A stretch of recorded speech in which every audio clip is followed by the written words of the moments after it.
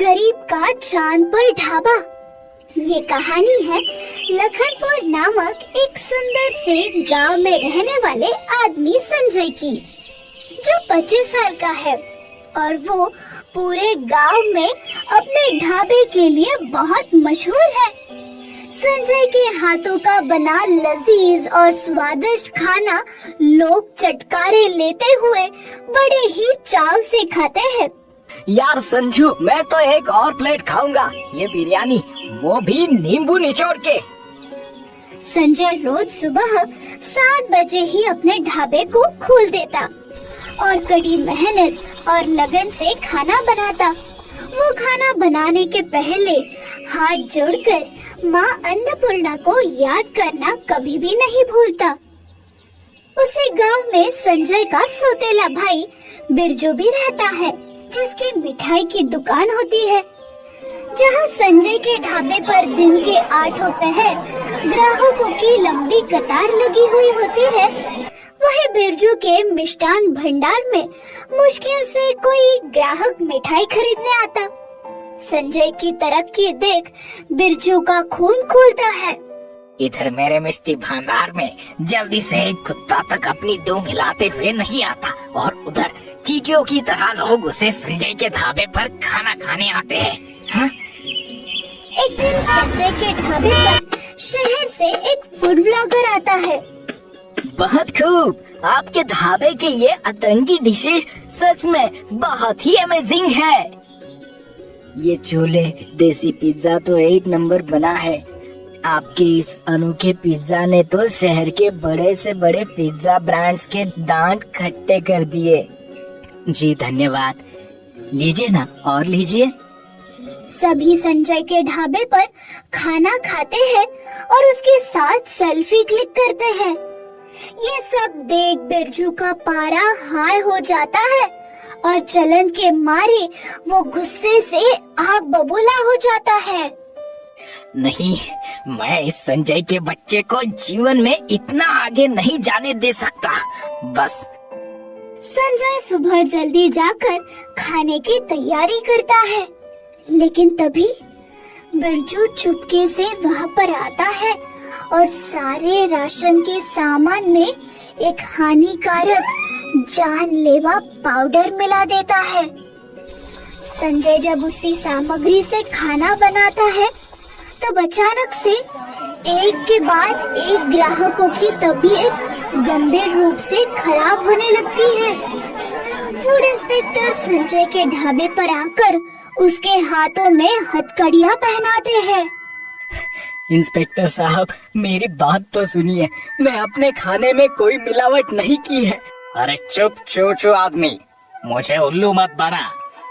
बेचारे बेकसूर संजय को बेवजह 1 साल तक जेल की सजा काटनी पड़ती है। वही संजय को जेल में कैद देख बिरजू के कलेजे को काफी ठंडक मिलती है। 1 साल तक बेचारे संजय को जेल में ढेरों कठिनाइयों का सामना करना पड़ता है। सभी मुश्किलों को मात देकर पूरे 1 साल बाद संजय जेल से छूट जाता है। वो गांव में फिर से अपना ढाबा शुरू करता है, लेकिन तभी गांव वाले आकर उसे खूब सुनाते हैं। देख देख संजय, हम लोग तुझे 24 घंटे की मोहलत दे रहे हैं। तू इस गांव को छोड़कर निकल जा, वरना हम तेरे ढाबे को तहस महस कर देंगे और साथ ही तुझे भी मार पीट कर अपाहिज बना देंगे। संजय उन गांव वालों की धमकी सुनकर घबरा जाता है और वो अपने ढाबे में रखी माता रानी की तस्वीर को देख हाथ जोड़कर प्रार्थना करता है। माता रानी, अब तो सब कुछ जानती हो ना, मैंने कोई गुनाह नहीं किया था, मैं बेगुनाह हूँ। फिर ये किस बात की सजा मिल रही है मुझे? अब इस मुश्किल घड़ी में मैं कहाँ जाऊँ? ये लोग तो मुझे यहाँ रहने देंगे नहीं। ये कहते हुए संजय की आंखें नम हो जाती है। तभी अचानक से तेज हवाएं चलने लगती है और संजय के ढाबे पर एक खूबसूरत लड़की आती है। जी कहिए। जी हमारा नाम चमन बहार है बाबू साहेब। तुम पहले हमें ये बताओ, तुम रो क्यों रहे हो? क्या बात है? चमन बहार जिद पर अड़ जाती है और संजय उसे सब कुछ बता देता है। चमन बहार खाने को चाखती है और कहती है, हाय दैया, ये खाना तो बहुत ही अच्छा है। मेरे चंद्रलोक के वासी तो इसे खाकर पगला जाएंगे। चंद्रलोक? ये कौन सा गांव है? पहले कभी इसका नाम नहीं सुना। कहाँ से आई हो आप?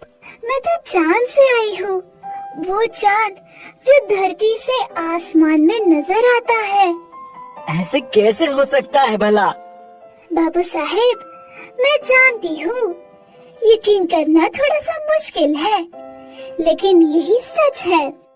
दरअसल मैं पृथ्वी की सैर करने आई थी, लेकिन शाम होने से पहले मैं वापस नहीं जा पाई।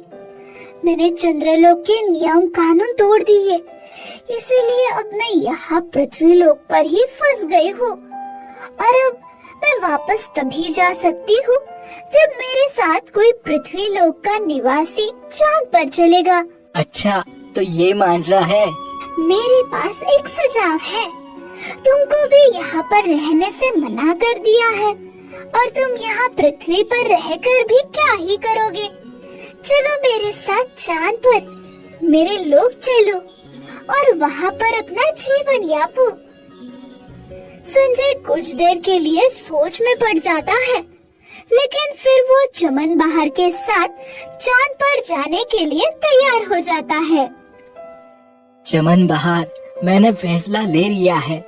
मैं तुम्हारे साथ चांद पर चलूंगा और वहीं पर अपना ढाबा खोलूंगा। अरे वाह, ये तुमने बहुत ही अच्छा फैसला लिया है बाबू साहेब।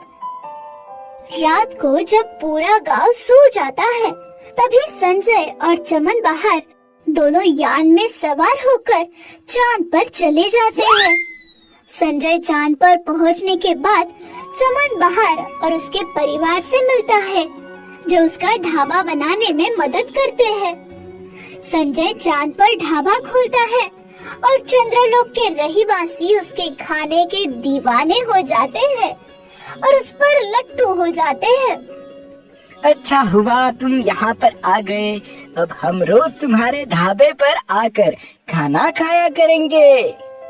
देखा बाबू साहेब, मैंने तुमसे कहा था ना कि चंद्रलोक के सभी लोग तुम्हारे हाथों के बने खाने को बहुत ज्यादा पसंद करेंगे।